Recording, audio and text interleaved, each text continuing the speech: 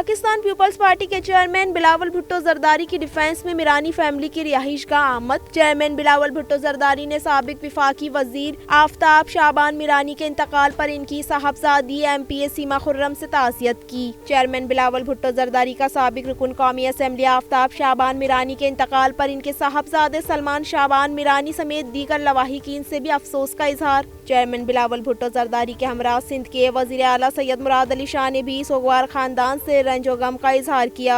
Chairman Bilawal Bhutto Zardari और वजीर आला सिंध की आफ्ताब शाबान मिरानी की बुलंदी दर्जात के लिए फातिया ख्वानी और लवाहिकीन के लिए सब्र जमील की दुआ। सच्चल न्यूज़ नेटवर्क की वीडियोस में खुश आमदेद। नाजरीन, वीडियो से मुतालिक अपनी कीमती राय का इजहार कमेंट बॉक्स में ज़रूर करें और चैनल को सब्सक्राइब करें।